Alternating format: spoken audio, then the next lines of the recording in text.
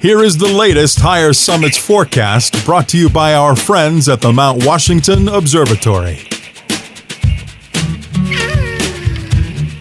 Weather above treeline in the White Mountains is often wildly different than at our trailheads. Before you hike, check the Higher Summits forecast at mountwashington.org. Weather observers working at the nonprofit Mount Washington Observatory write this elevation-based forecast every morning and afternoon. Search and rescue teams, avalanche experts, and backcountry guides all rely on the Higher Summits forecast to anticipate weather conditions above treeline. You should too. Go to mountwashington.org or text forecast to 603-356-2137.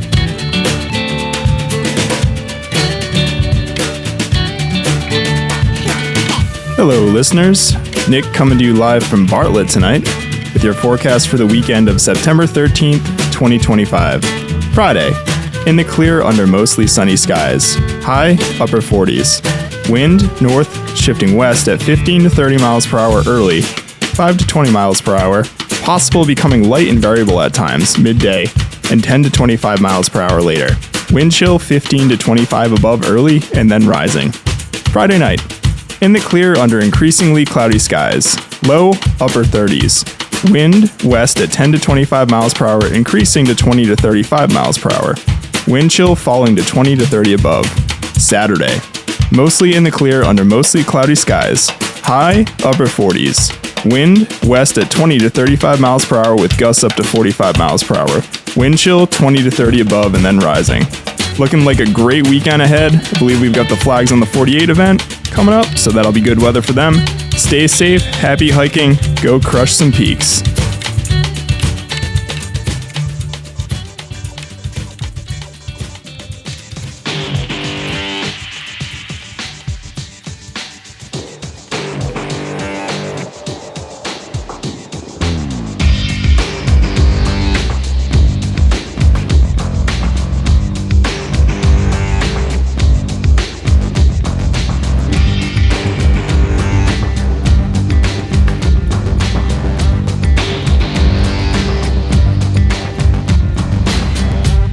Broadcasting from the Woodpecker Studio in the great Live Free or Die state of New Hampshire. Welcome to the Sounds Like a Search and Rescue podcast, where we discuss all things related to hiking and search and rescue in the White Mountains of New Hampshire and beyond. Here are your hosts, Mike and Nick.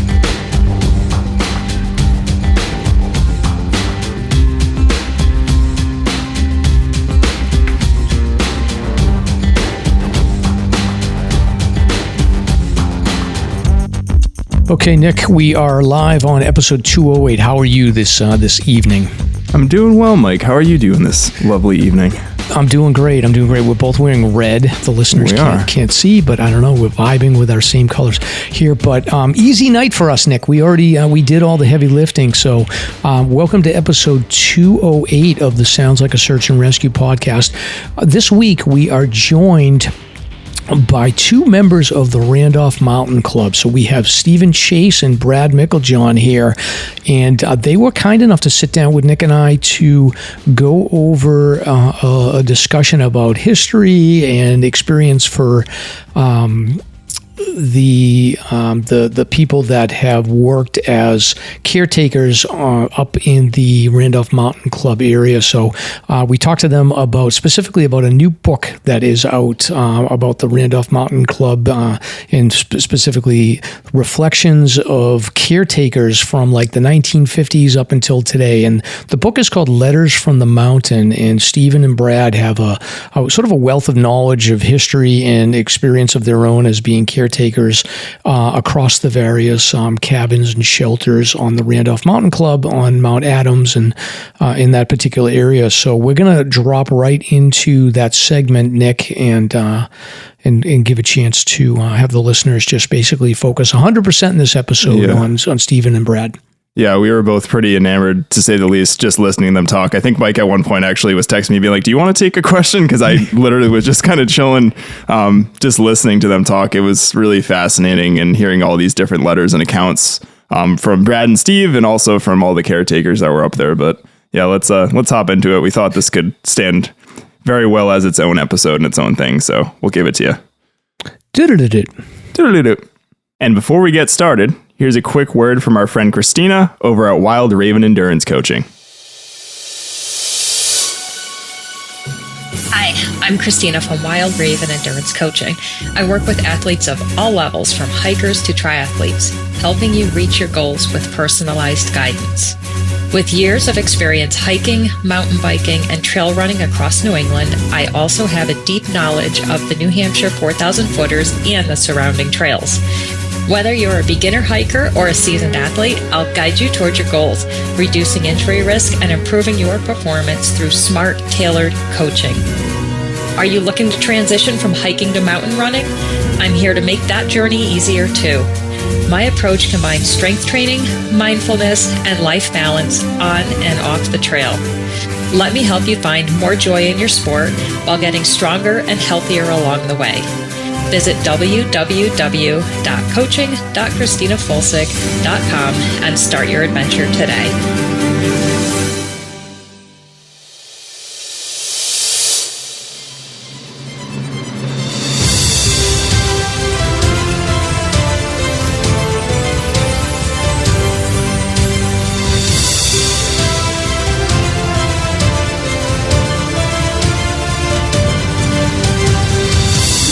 It's time for Slasher's Guest of the Week. Very cool, very cool.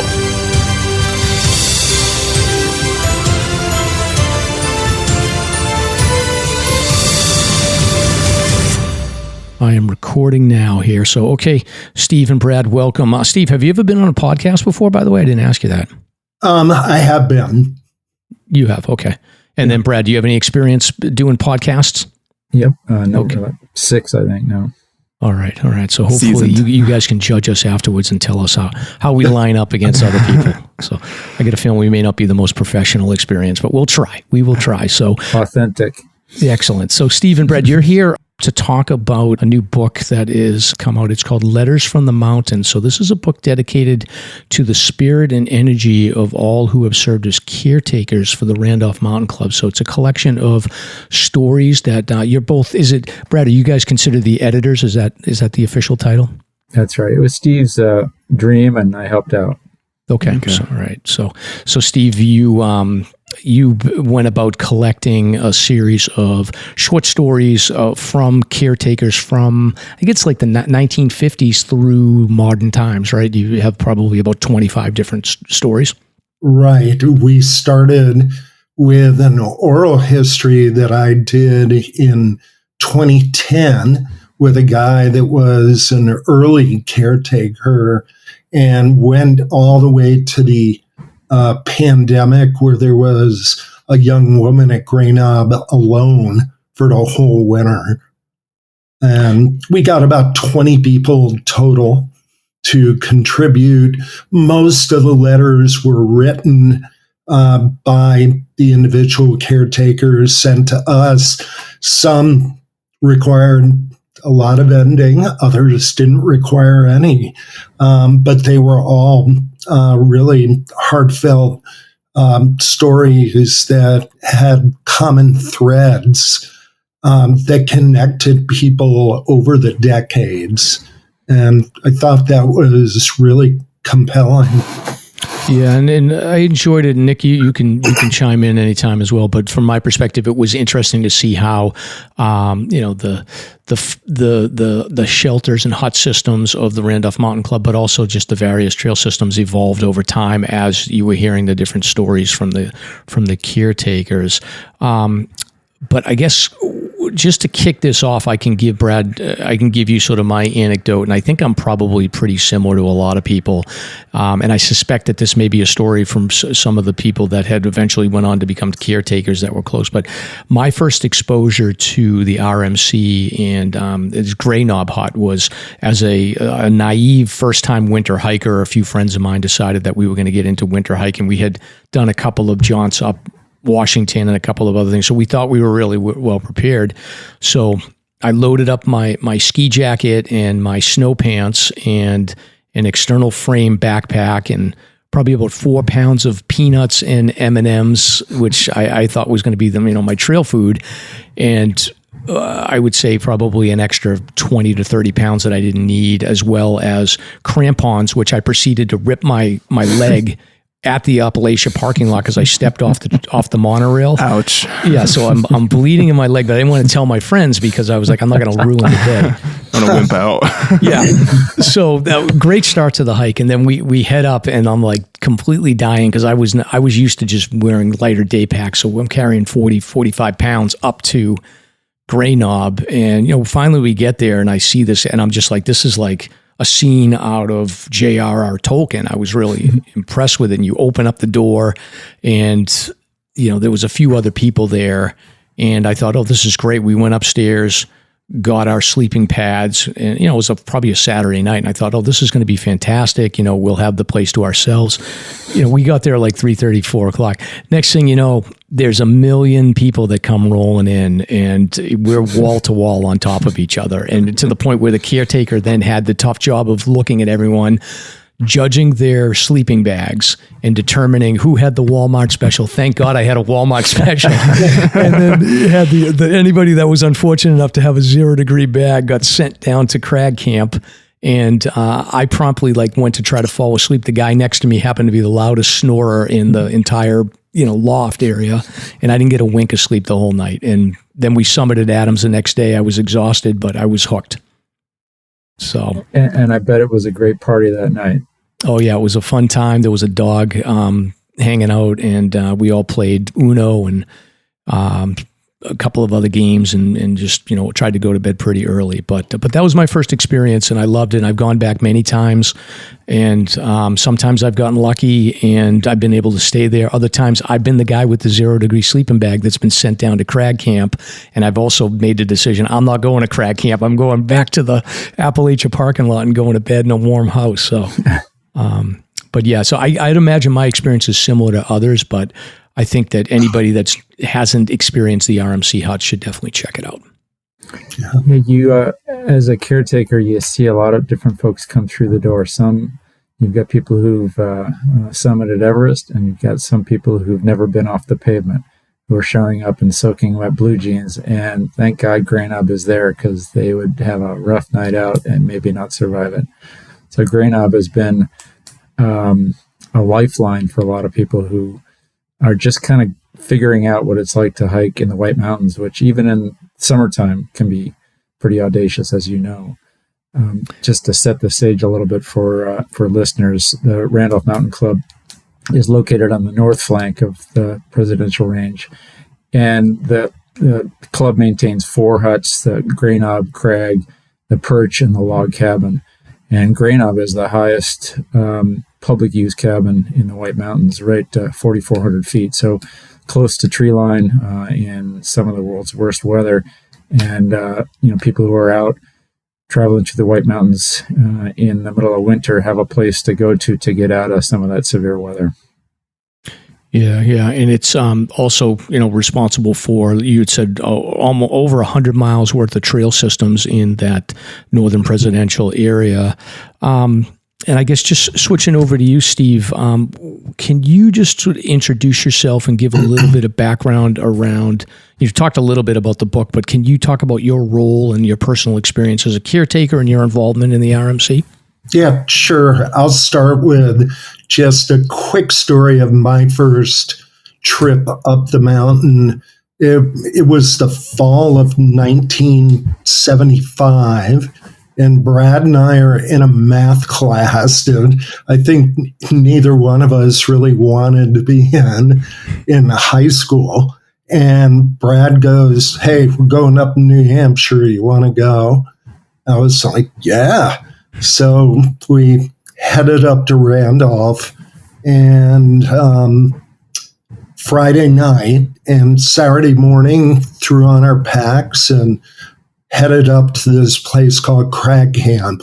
I had no idea what I was in for. And it's a pretty rugged hike, 3 miles or a little more than that, about 3,000 vertical feet, and got to Crag Camp and walked in the door, and I just couldn't believe it. It was the most amazing place I had ever seen.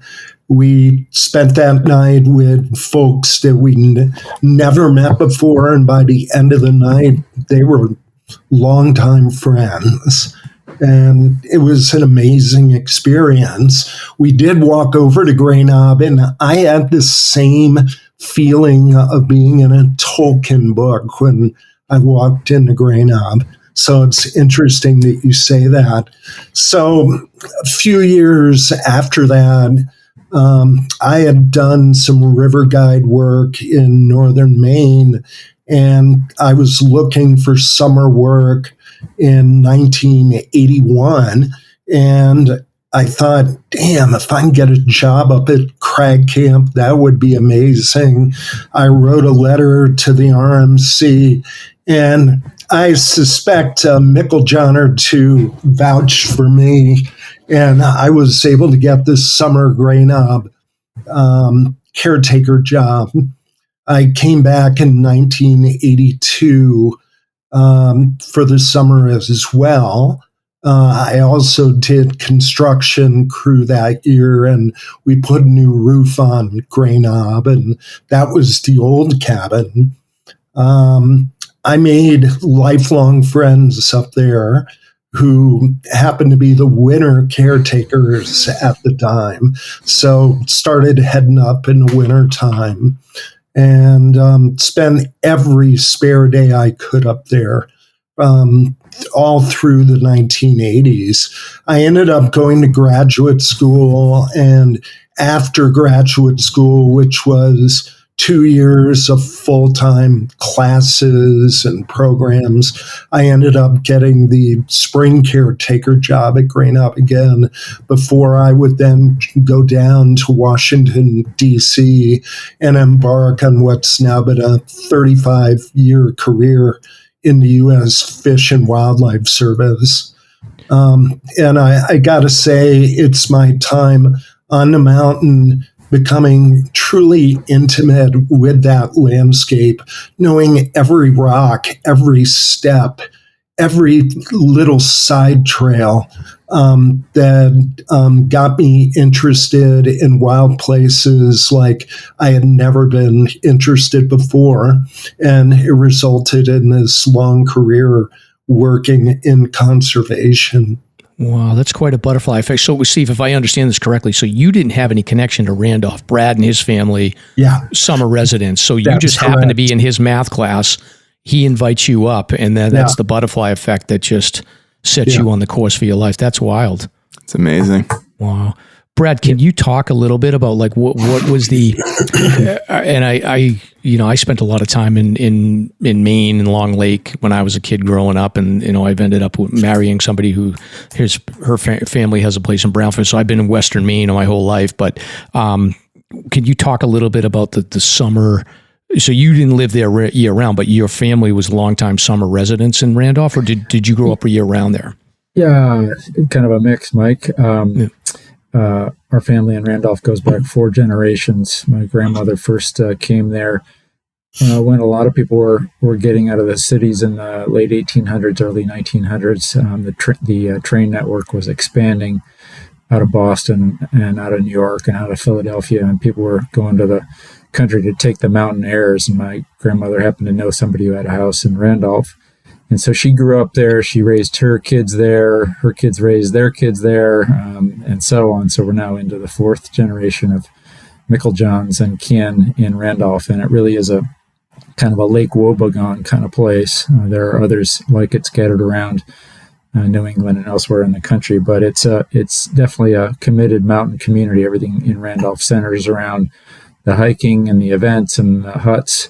And the tramping in Randolph kind of got its genesis back in the 1800s with the advent of these large hotels like the Ravine House and the Mountain View House and the Mount Crescent House, where people would come up from Boston and New York and Philadelphia by train and stay for a week or 2 weeks or a month.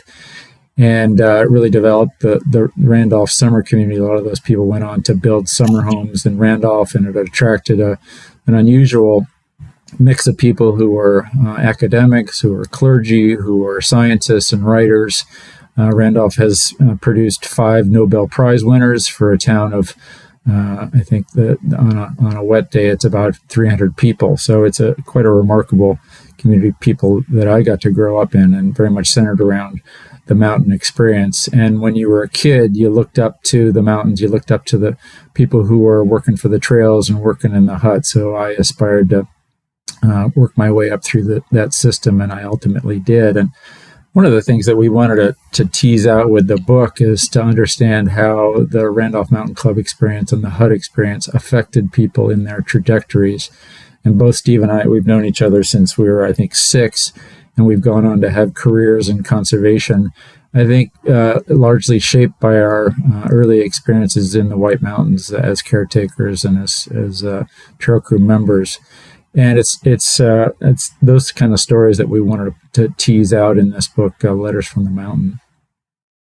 Right, yeah, because it seems like young people don't necessarily think in terms of outdoor careers in the outdoors as much as I think that they probably should, and it's a great way. And like you said, I think there's something, just reading through the threads of everybody that's been a caretaker, there's a lot of people that went on to have very successful careers, and there's something about just facing the adversity of the environment, having the ability to sort of spend long periods of time on your own with not a lot of direction. I don't know. There's something about that I think maybe molds you in a way that drives success. So something to think about, listeners. If you're a young person or you have a young person, you just have them go bother the RMC camp people for a couple of years, and maybe they'll get a job there, right? It really is a modern day Henry David Thoreau experience. If you've heard of the book Walden, where he spent a year living in a simple cabin out by Walden Pond in Massachusetts. And you can still have that kind of experience as a caretaker for the Randolph Mountain Club. Back in the day, there was kind of a closed lineage. If you weren't of Randolph, you weren't going to get into the lineage of being a trails person or a caretaker. But that's definitely changed in the last 20 years. The Randolph Mountain Club has become much more professional, much more open to the world. And it's a very competitive position to get that job as a Randolph Mountain Club caretaker. And we get really qualified, really talented people in those positions now. And you're definitely on the front lines of taking care of the public in a very extreme mountain environment. Right. And then I'm going to touch on a little bit of history just to give the background of, I don't know the details I don't know too much of the details on when the shelters developed, but just going back to, like you said, in the late 1800s, the Appalachian Mountain Club was established, and there was 2 gentlemen, William Gray Knoll and Charles Lowe, that had really been the drivers of establishing the trail system in and out of Randolph. And I think that, King Ravine, Lowe's Path, those were sort of the 2 main approaches. And over the years, the AMC oversaw those early trail builds, and it was really a small group of, I think, local Randolph folks or seasonal folks that came up, and they spent a lot of time building and rebuilding. And then with logging that came in, there was significant damage to a lot of those trails in the early 1900s. But with the Weeks Act, it looked like, I was looking at an old Appalachia, it looks like essentially like there was a Chicora Mountain Club that had split off from the AMC that was all AMC people that was focused on the trails in and around that system. And then by 1910, the Randolph Mountain Club was established to focus on the trail systems in and around the northern presidentials. Actually, they did a lot of work in the Mahoosucs and up in that area too back then. But eventually they centered around the Randolph and northern presidential section. And my understanding is I think the log cabin was the first shelter that was established. And then over time, they established the other shelters. So I don't know if either one of you can comment on sort of the history and timeline on the shelters.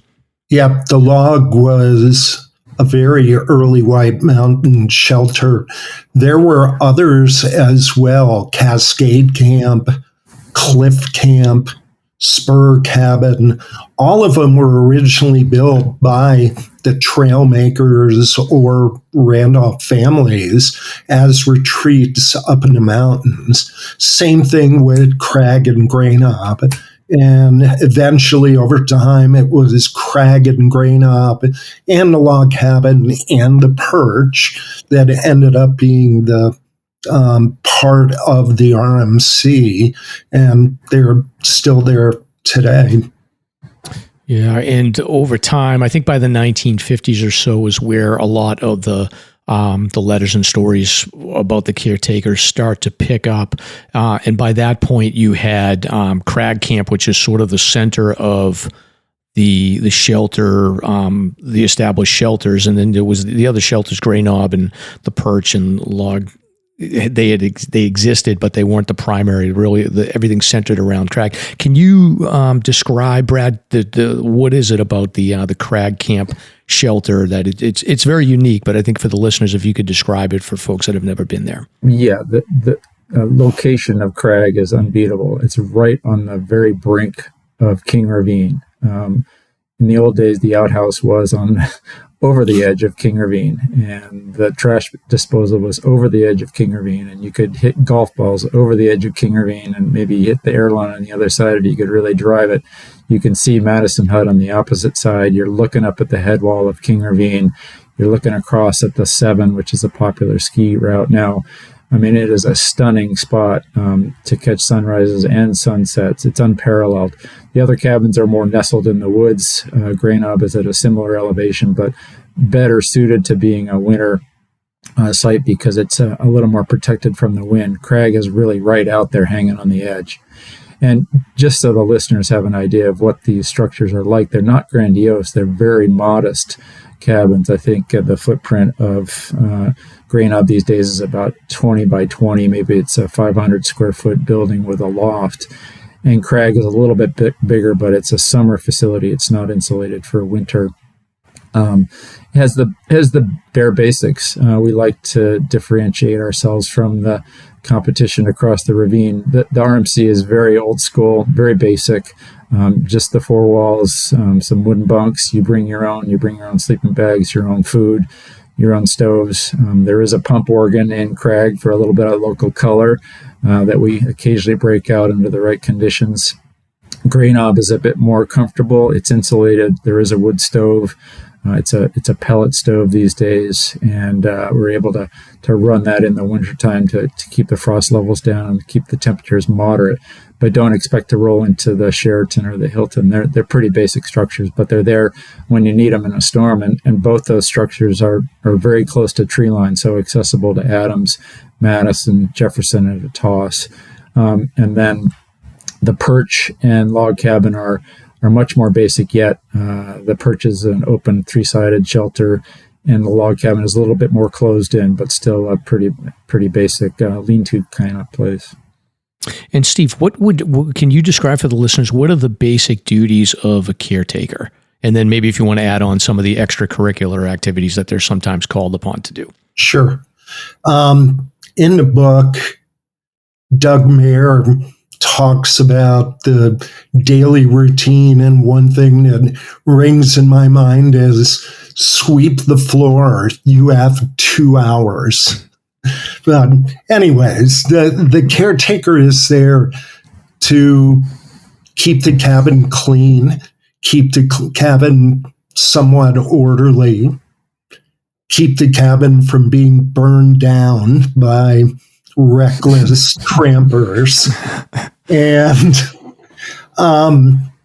someone to be a host and to help folks who show up for the first time with questions about where they should go, how far they might be able to go with the current weather, and also someone that can kind of mediate if you've got varying groups of people that maybe are there for different reasons.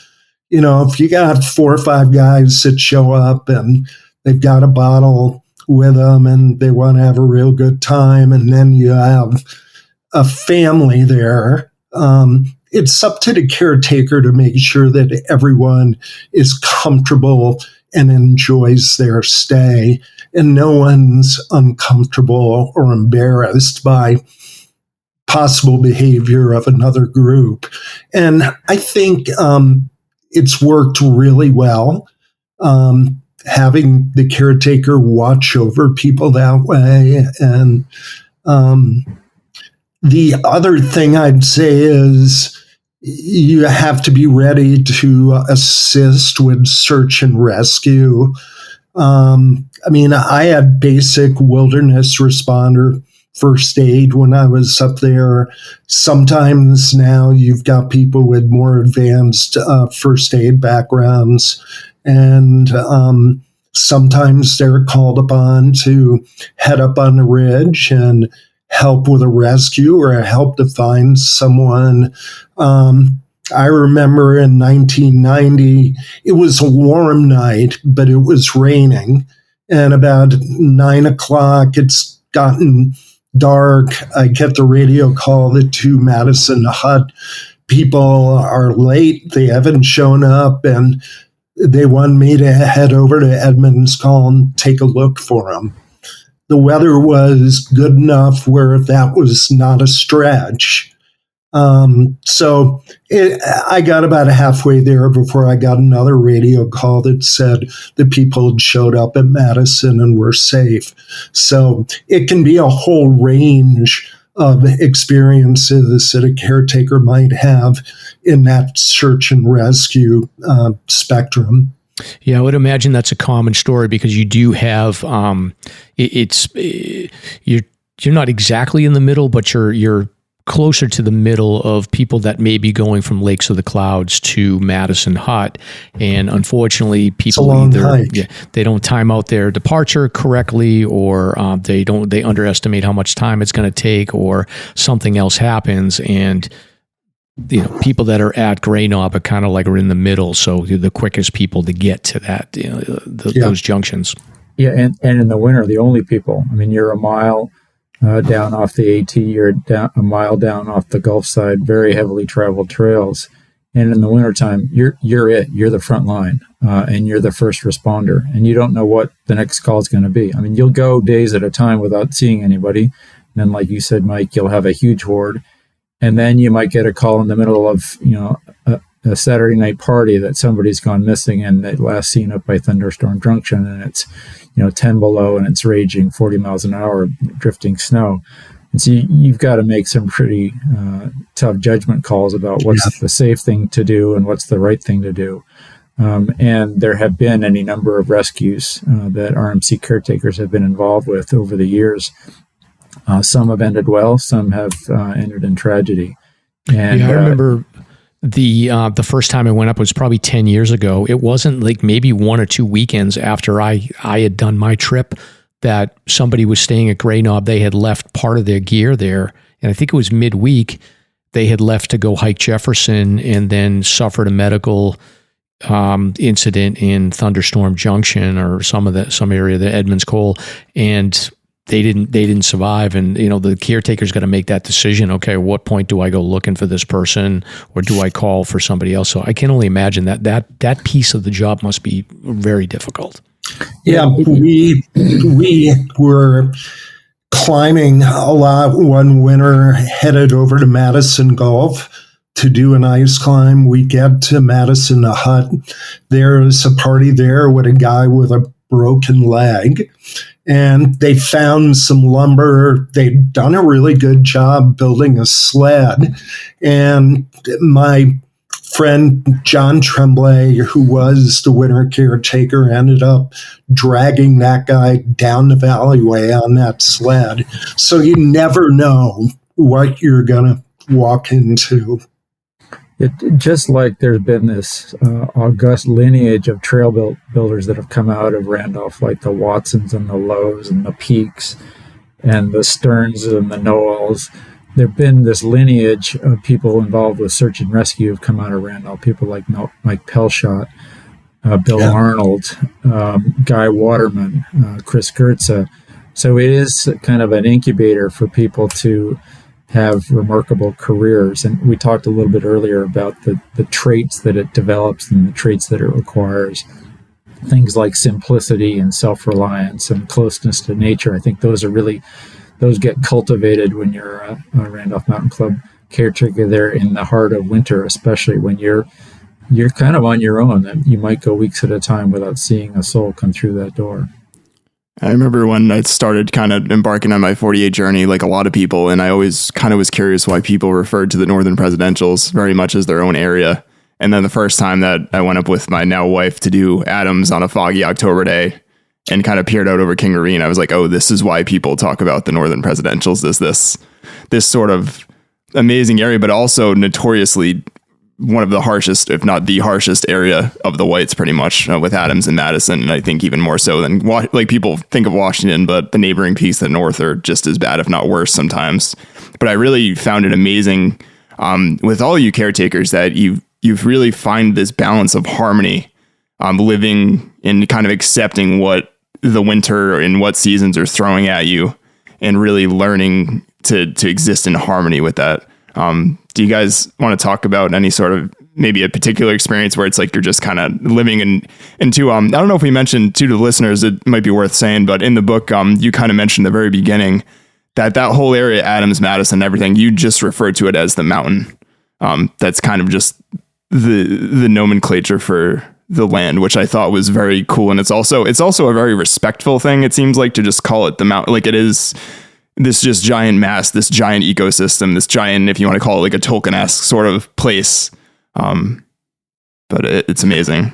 I think what comes out in a lot of the essays, Nick, if you read through the submissions of the various caretakers, is the intensity of the connection and the familiarity of place that they develop in their time there. And it requires it. I mean, you really need to know, if you're coming down off Adams and suddenly, it's blowing 40 miles an hour and you can't find the trail. You really need to know that terrain to make your way back and not miss Craig or Grainob or end up in the Krumholtz and get all tangled up. And you need to know the signs of the weather when it's deteriorating, and you need to know how to deal with people who are really kind of stressed out and beyond their limit. So it functionally, it requires you to have your stuff fully together in a way that you don't really need in the modern world. It's a true reality test.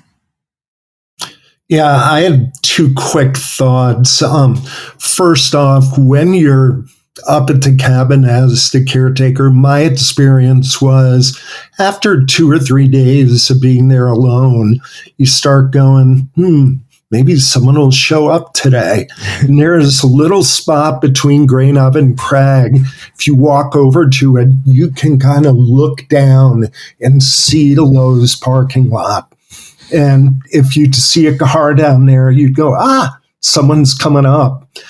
As soon as those people would show up, about 20 minutes later, you'd start thinking, wonder when they're going to leave.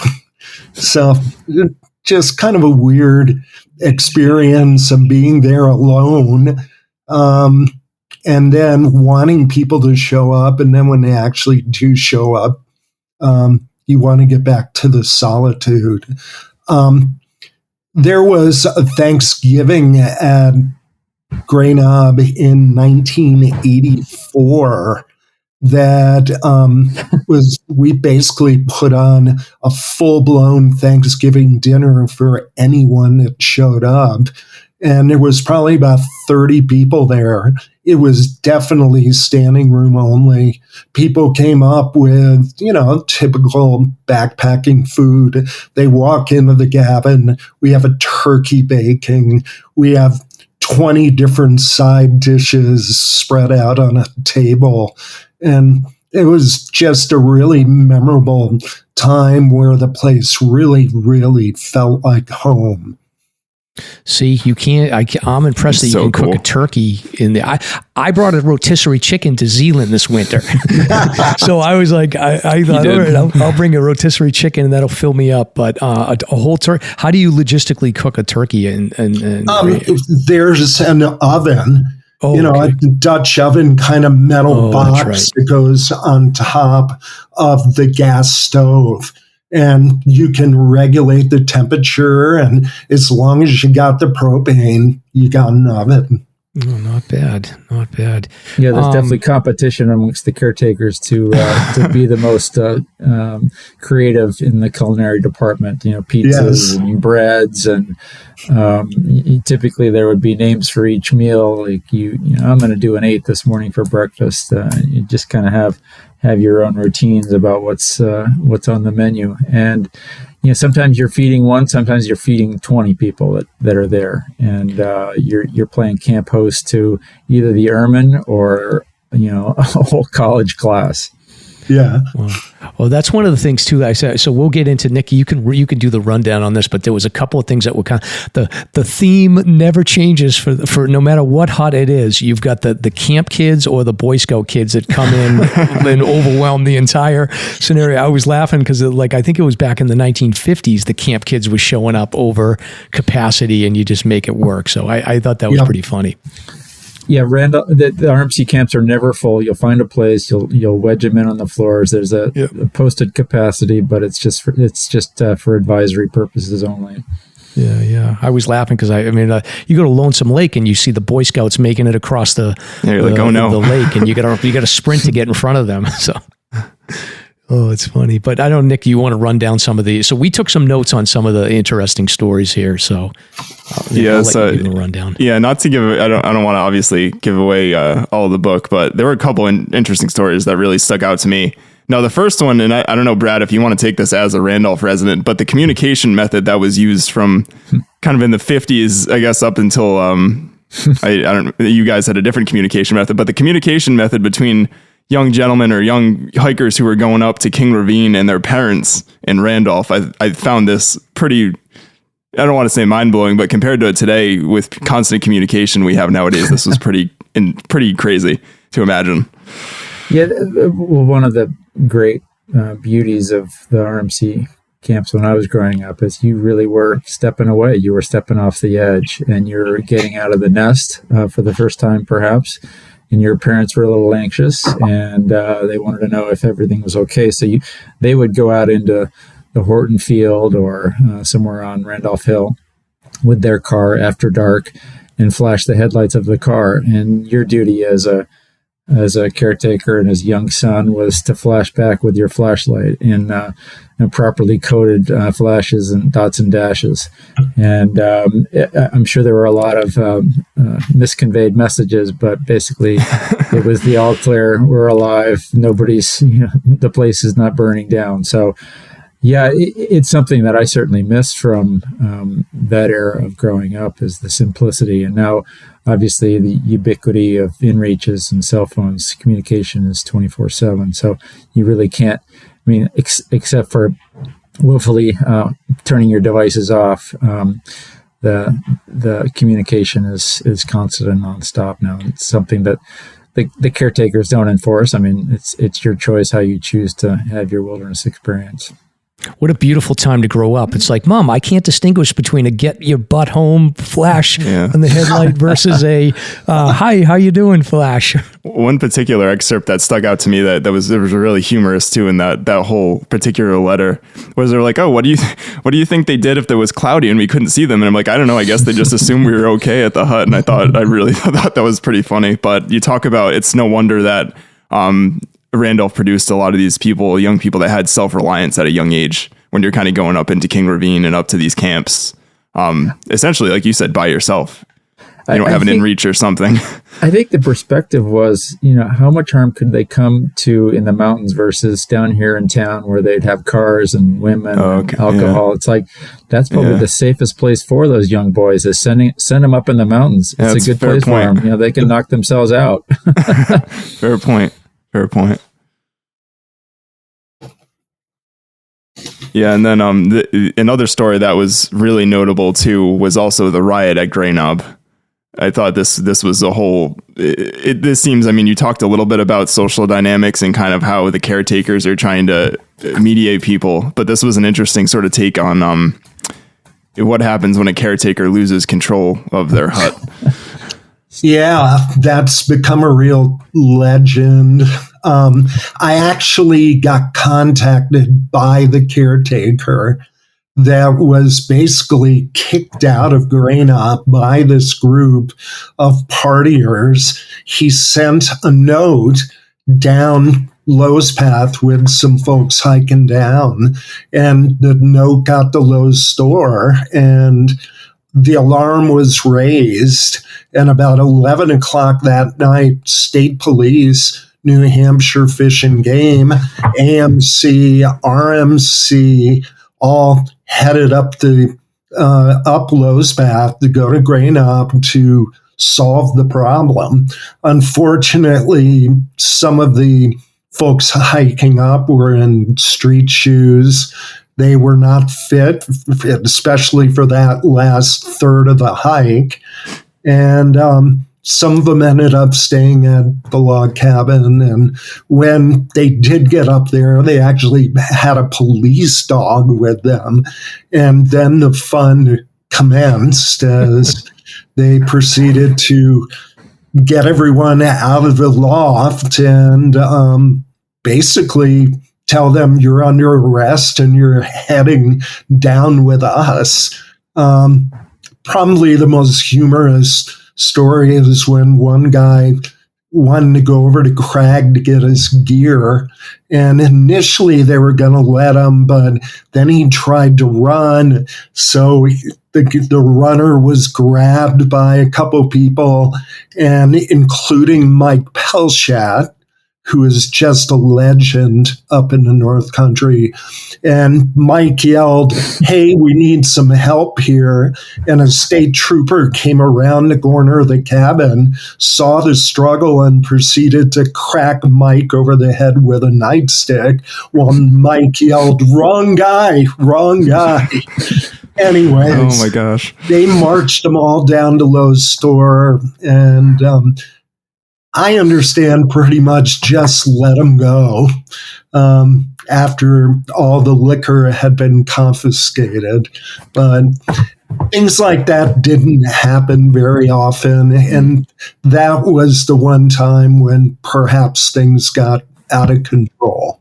Yeah. I would say that that's one of the drawbacks of not having the internet back then. Because if they had the internet, they would know that the people that want to act like that need to go to the Saco River.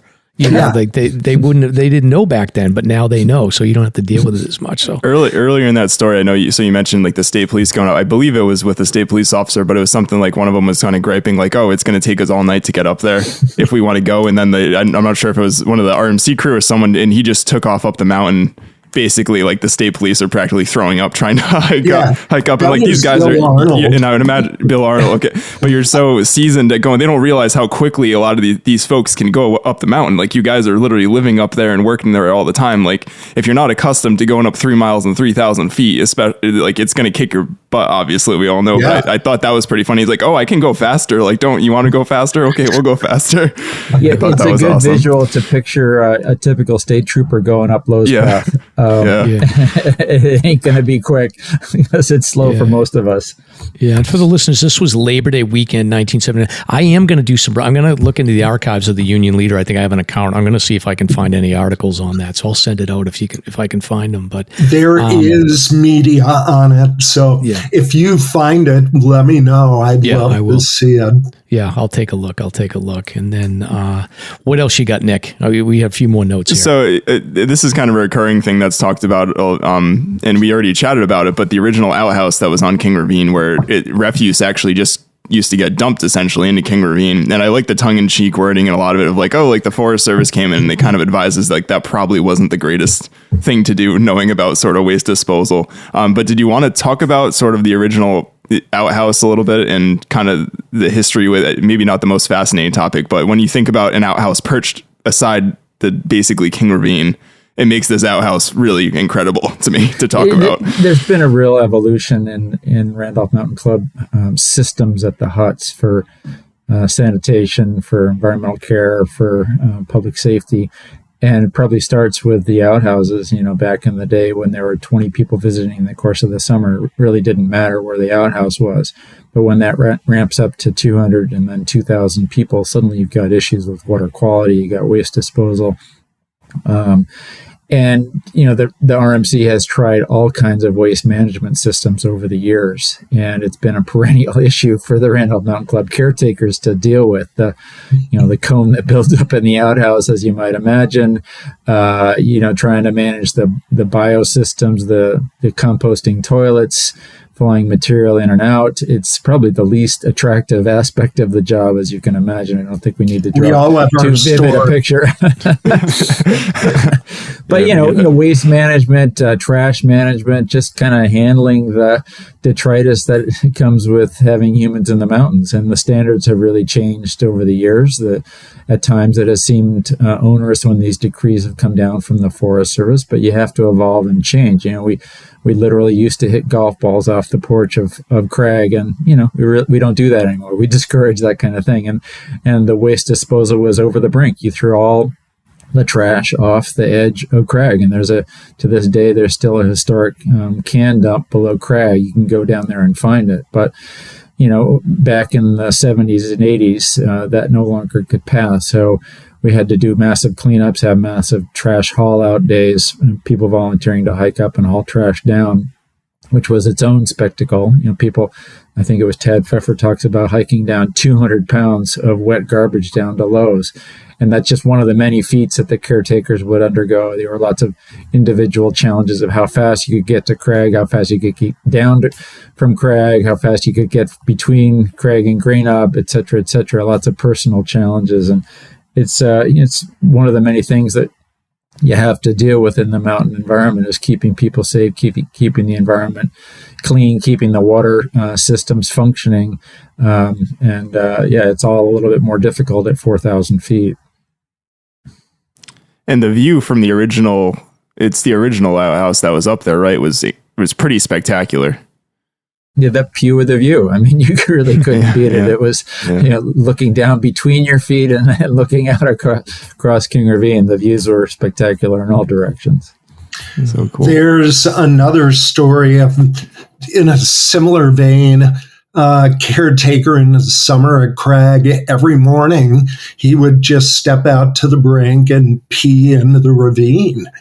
And what he didn't know is the great female mountaineer Miriam Underhill was sitting on her deck with a telescope and a cup of coffee.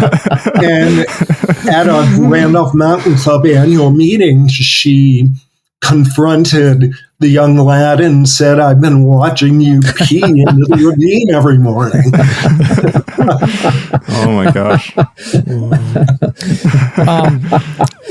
I did have a question. So there's a couple of evolutions I did want to touch on here. One of them is that primarily these were summer season or 3-season camps, but by the late 70s, there was a decision made and it was Mike Johnson and Mike Pelchet that were the first two winter caretakers. Right. So you didn't really know if it was going to take. You just found, I guess, the two of the tougher or crazier people to commit to doing this, and it turned out it was successful.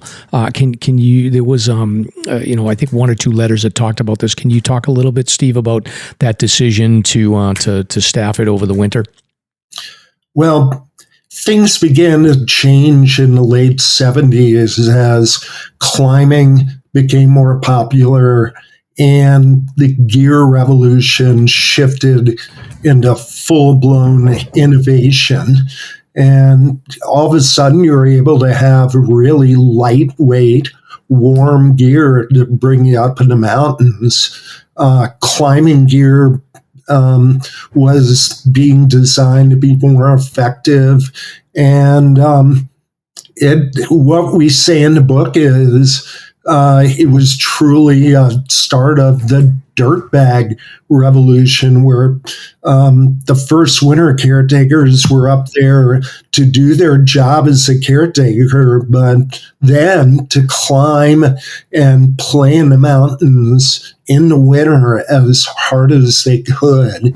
And that legacy really took off. And there was a whole string over the next 20 years of caretakers that were amazing climbers, that just reveled in that environment.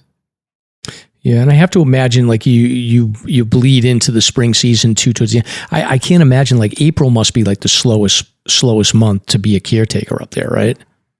But yeah, it's fantastic because very few people in the skiing can be awesome. I mean, you've got some really great skiing right there in King Ravine and Castle Ravine. You know, Mike, part of the need for winter caretakers was, as Steve said, that the use was going through the roof, and you'd show up in the middle of the winter and the place would be trashed. Like, it was by necessity that the RMC started to recognize the need to have winter caretakers. There's, you know, more people getting into trouble, more people using the cabins in winter without a caretaker there. And it just, you know, the decision forced itself. Yeah, and over time, the facilities themselves had to be. So people talk about, like, the I think there's been like a few versions of Crag and Grey Knob over the years, but by, I think it was like 1989 and then the early 1990s, there was a crew that set out to rebuild both of them, and they set up like a tarp set. I like that they called it the Blue Condo. So, and I've seen those, like, out in Yosemite, they had similar setups for the CCC crews, just blue tarps set up everywhere. So, but can you talk a little bit about, Steve, maybe if you can touch on this, the how they went about planning for the rebuilds, and then I'm very interested to get your explanation on how they actually took down these cabins, because I think our listeners will be surprised to hear what the method was. Yeah, let's talk about Grey Knob first. Grey Knob had been built in the early 1900s. It had been renovated several times over the years, but in the end, the way the cabin was taken down was it was demoed on the inside and then burned to the ground.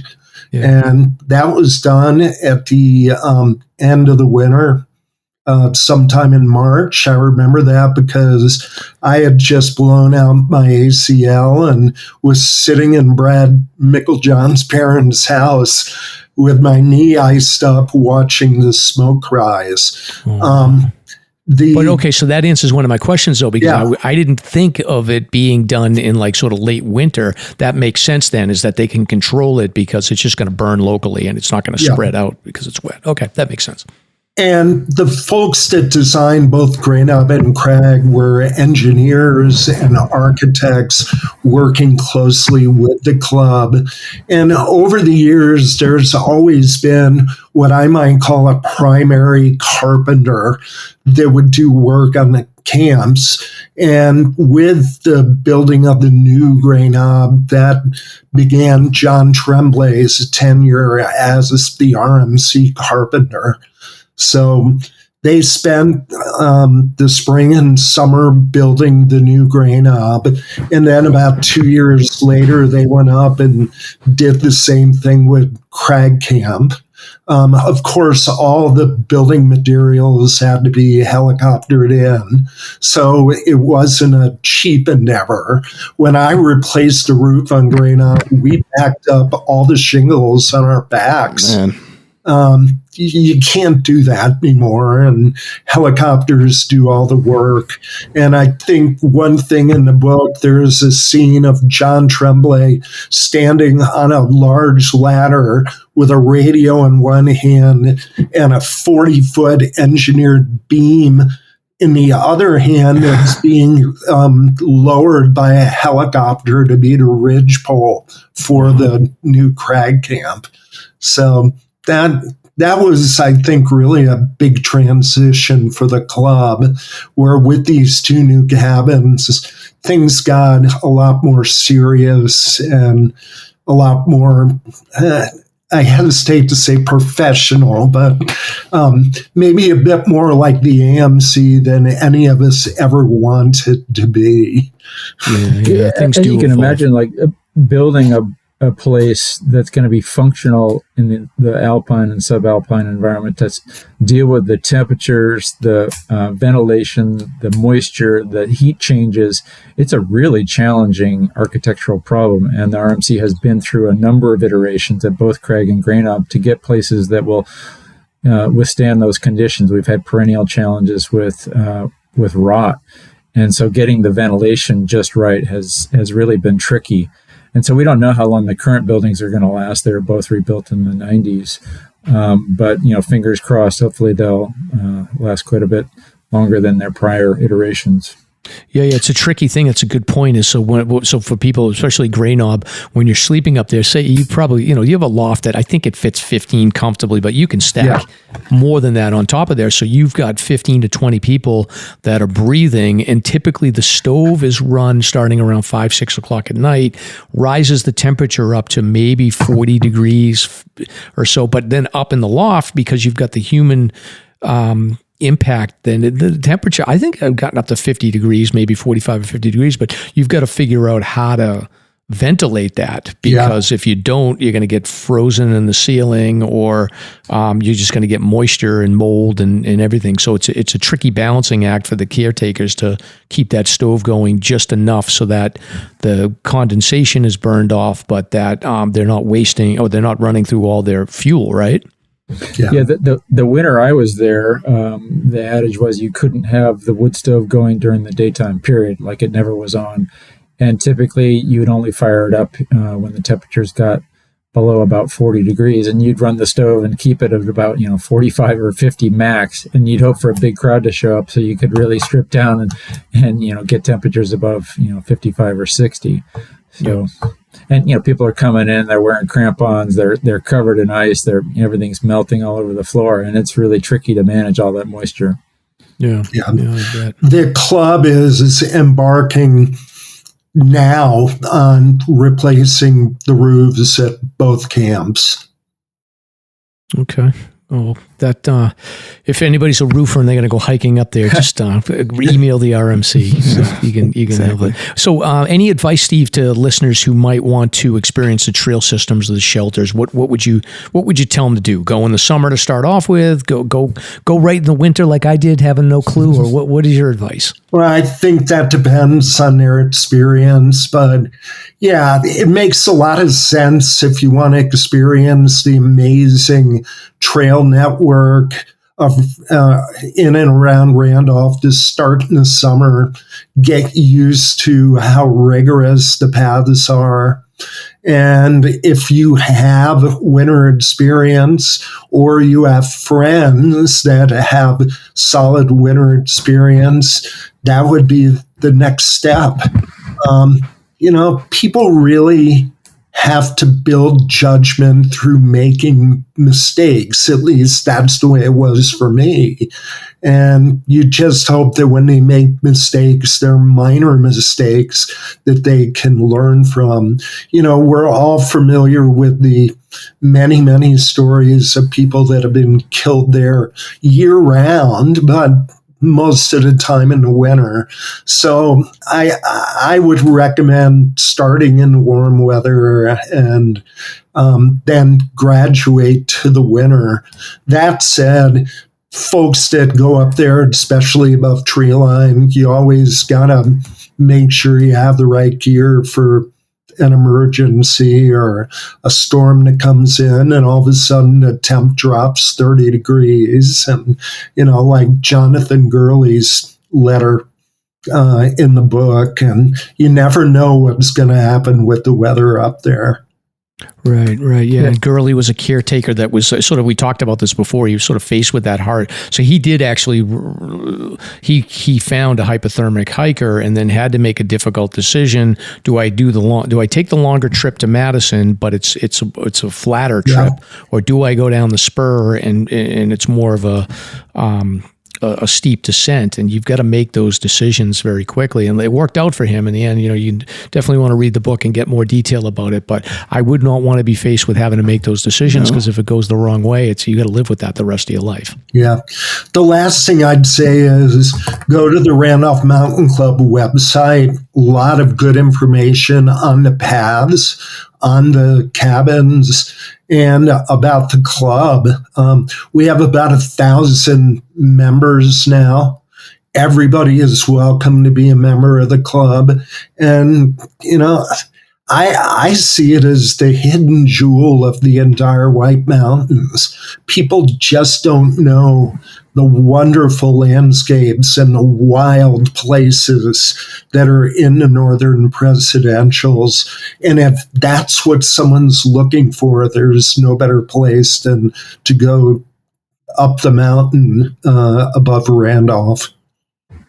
Right. And Brad, how do we get the book if we want to buy the book? I'm going to plug the book. The book is called Letters from the Mountain. It's available on the Randolph Mountain Club website, soon coming to bookstores near you. We're working on getting it into some of the North Country bookstores. So that's probably the best place. I would encourage people who want to sample the Northern Prezzies to check out Crag in the summer, and then maybe graduate up to Grey Knob in the winter. Once you have a taste, I think you'll be coming back.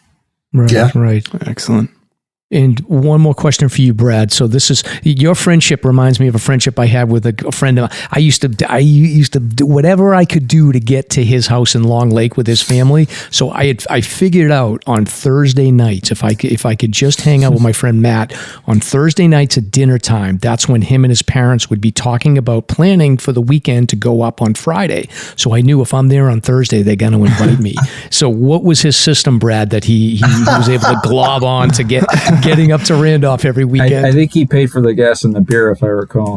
Okay, all right. So that's a good system. So excellent. But yeah, awesome. It is a fascinating butterfly effect, though, Steve. That if not for you guys meeting and being friends, then your career path in life might have taken a totally different turn.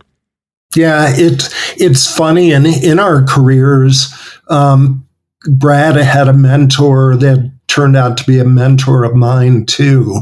It's just a real small world. Yeah. Hard to believe all the connections that you can find.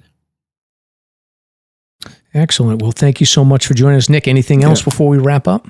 No, I was going to say thank you again, Steve, Brad, for joining us. It's fascinating. There's so much history up there, too. I think that's something even I've been naive to in that area of the Whites in particular. Some of those trails up there are literally some of the first ones that were cut in the Whites that people were really hiking on, King Ravine and some of those. And it's something to keep in mind when you're up in that area. And I highly encourage everybody, go check out the book. It was great.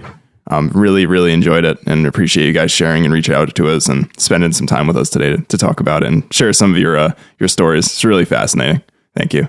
That's awesome. Guys. Thanks, guys. Appreciate it. Thank you. Take care. All right, Nick. So yeah, that was very fun. I've enjoyed talking with Stephen and Brad. Hopefully we'll get them back on in a future episode, because we probably have them cover a bunch of different topics. Oh, yeah, that was an example of, I felt like we had been talking for 15, 20 minutes and it was like an hour. So right. Could have talked to them forever and listened to all their experiences. It was really awesome. Thanks again, guys, for coming on. Yeah. So if you're interested in picking up the book, it's Letters from the Mountain, and it's Stephen Chase and Brad Meiklejohn are the editors, coordinators of the book.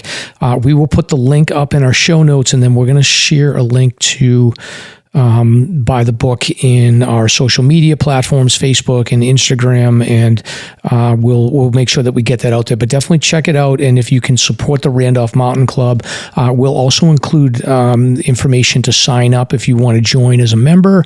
It's definitely worth getting. You get their newsletter, and you get discounts on staying in the cabins or the shelters up there too. So definitely check that out. Yep. Excellent. Until next time, Nick, I'll see you next week. All right. See you next week, everybody.